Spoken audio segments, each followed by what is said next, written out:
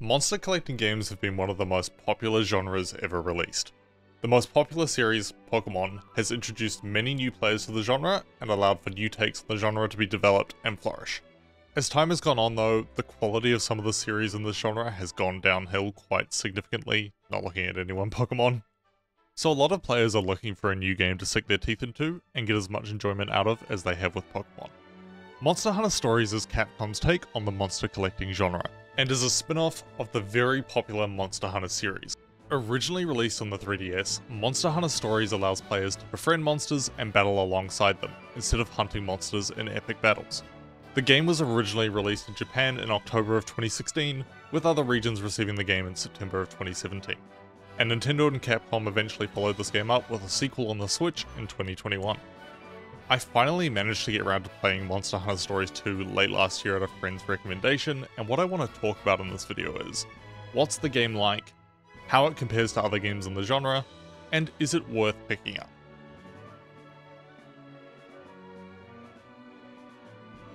As this is a sequel, one of the things I want to talk about first is how it links to the first game. You absolutely do not need to play the first game to play through Monster Hunter Stories 2.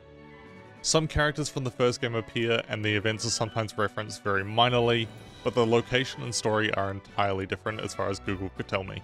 As someone who never played the original, I don't feel that my enjoyment of Monster Hunter Stories 2 was impacted in any way by not playing the original.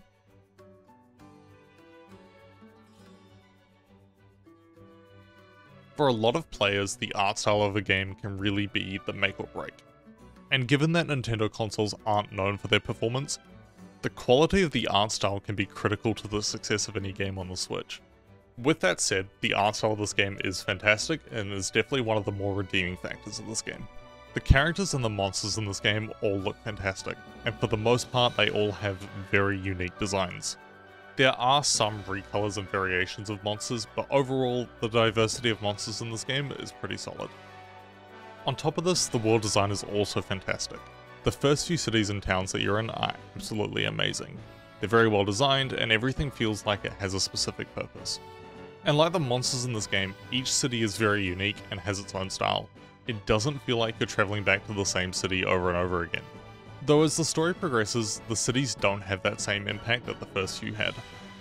For example, Nuite Village definitely has the wow factor and is extremely intricate, but it's really empty. Nuite Village is very spread out and has long, bland caves that you have to walk through to get to everything, which frustrated me at times and made me dislike the city if I'm being brutally honest.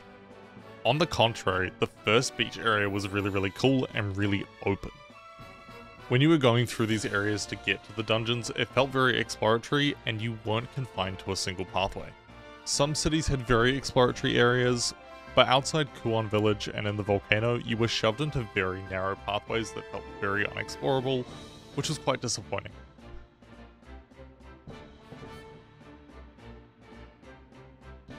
Dungeons were my least favourite part about this game. Dungeons were extremely linear and felt like a chore to navigate rather than being something exciting to explore.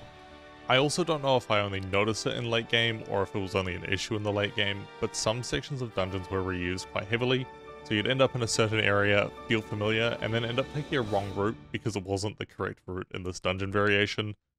A minor detail, and I understand why they were reusing things like this, but at the same time it was somewhat frustrating.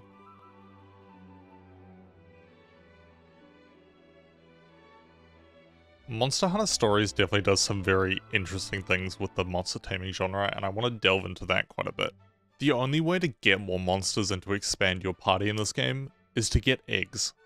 And when you compare it to other monster taming games in the genre, collecting eggs and expanding your party in this game felt very optional and side questy rather than very in-your-face like Pokemon is. Compared to Pokemon as well, where you can collect boxes and boxes of Pokemon, the number of monsters that you could have in this game felt very limited. And I also felt very discouraged to get new monsters in the middle and later stages of the game, as new monsters you collected started at the base level.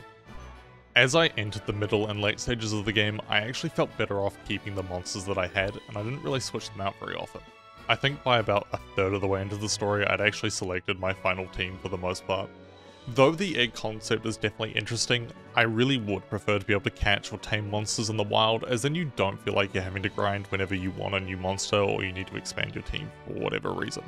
And because it was such an optional feature, I definitely missed out on a fair bit of like side questy content, as some monsters you needed to access certain areas and I just never caught them. At a very basic level, the battle system's pretty clear. It's a paper scissors rock style system and was relatively easy to pick up. Strategy did play a role in some of the more difficult fights, such as bosses, as monsters would become enraged and change the kind of move they attacked with, which may require you to change how you were fighting and who you were fighting with. There was another factor to the system, which was weapon choice, which did have an impact on how much damage you did and the type of damage you did. During fights, you could also use special skills based on your weapon, or you could combine with your monster for special attacks that did more damage. One component of the battle system that I'd never really seen before that I thought was quite interesting was the health system. In each battle you had 3 hearts between you and your monster, and whenever you or your monster's health bar emptied, you lost a heart and their health bar was completely refilled and they had no more ailments. However, when you ran out of hearts, your battle was over. This regenerating health component was quite interesting and did make battles a little bit more exciting, and was quite unique compared to what you see in other series like Pokemon, where if your health bar goes, you're gone. Throughout the whole game as well, you're almost always paired with an NPC or an NPC and their monster. I really liked how they made it very clear what your NPC companion was going to do, including when and who they would heal, which really supported your decision making and strategy. The NPCs also had 3 hearts that were separate from your own, and I think there was only one instance where the NPC died, but most of the time when battles ended and we lost, it was always my fault, which was quite nice that I wasn't consistently being screwed over by the NPC. I think my biggest gripe with this battle system though had to be the lack of a health bar when you were fighting new monsters. When you fight a new monster, they have a grayed out health bar with a question mark next to them, which means you have no idea how much damage you're doing, and how much health they really have, so you have no real idea of progress. And when you're in a 40 turn boss fight and you have no idea how close you are to finishing, and you suddenly lose, it can be very frustrating and annoying. But this is pretty minor as far as I'm concerned, though annoying, it didn't ruin my experience entirely. So overall, I think the fighting in this game was very interesting. Not my favorite fighting style that I've ever seen in a game like this, but not too bad. It's solid at the end of the day.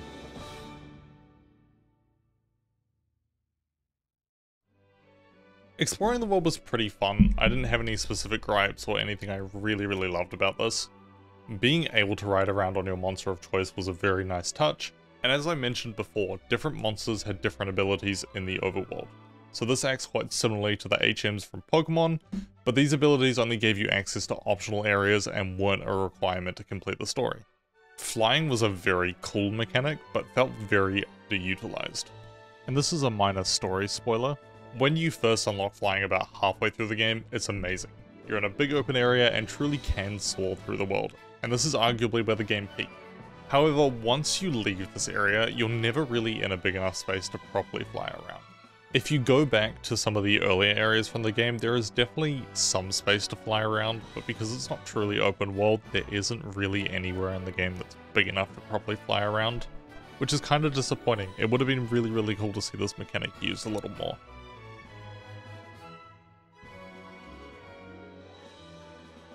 Another interesting feature that I didn't touch too much was the monster combining mode, which was also called the Rite of Channeling in the game. I didn't touch this too heavily, but basically what it let you do is combine one monster into another to give your second monster better stats. This possibly would have made the game a bit easier in some of the boss fights, but it wasn't a requirement to use this in order to beat the game at all. A really good comparison of how this works is the execution or gallows mechanic that you have in Persona 5 Royal.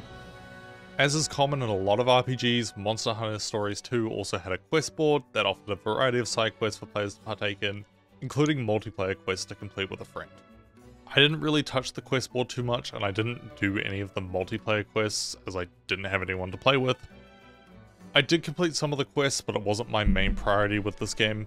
What I did is I accepted every quest and just completed them naturally instead of aiming to specifically complete certain tasks. It's definitely great to see this as a feature, and they've really put a lot of love into it, but side questing just wasn't something I had a lot of interest in this game. Crafting and item collecting was pretty crucial in the late game for getting quality armor and weapons, but most of the time I was able to collect stuff as I went through the game and I didn't really have to grind for certain items to make specific gear. I think in the last couple hours when I was grinding for like the top level armor that I could get access to, I did have to do a little bit of grinding and go hunting for a few bits and bobs, but it wasn't a big part of my game. My only comment on the soundtrack is that I think it's amazing and they did a really good job with this, and other games could really learn from having a soundtrack like this.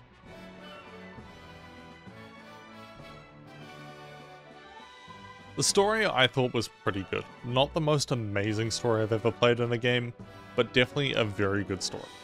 It was a nice change of pace from the standard story that is arguably overdone in other games from the genre, and there were some exciting subplots to help the game maintain engagement. They also had a really great cast of NPCs and side characters, except for Kyle. Kyle can get fucked. He was a dickhead all the way through the game and I never liked him. I will say the way that the gameplay and the story were linked together was kind of boring. It was very much get a quest, walk to the dungeon, walk through the dungeon, fight the significant monster or find a significant item, walk back to the town, get the new story bit and a new quest, and then repeat. And that was 40 hours of game. Had the story not been as good or as enjoyable, I don't think I would have completed this game. The boring loot combined with some very average dungeons that were very repetitive made this game feel a bit of a chore to complete. Had the level designs of the dungeons been better and a little bit more open and exploratory, I think I would have enjoyed the game a lot more. And greater variation in these designs would have been much appreciated, but again, not game breaking. It didn't entirely ruin my experience. But these are just little things that I think would have made the game more fun for me to play.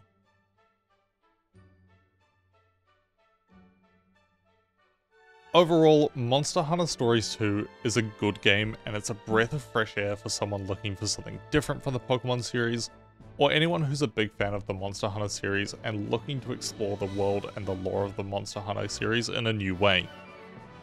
On the Switch, the game runs absolutely fine and looks a hell of a lot better and performs a hell of a lot better than other games from the genre that have been released on the Switch recently. So if you're a fan of Monster Hunter, a fan of Pokemon, or just a fan of the Monster Hunter taming genre in general and looking for something new to play, Monster Hunter Stories 2 is definitely worth looking into and giving a go. So those are my thoughts on Monster Hunter Stories 2. Let me know if you agree or disagree in the comments down below, and I'll see you all in the next video.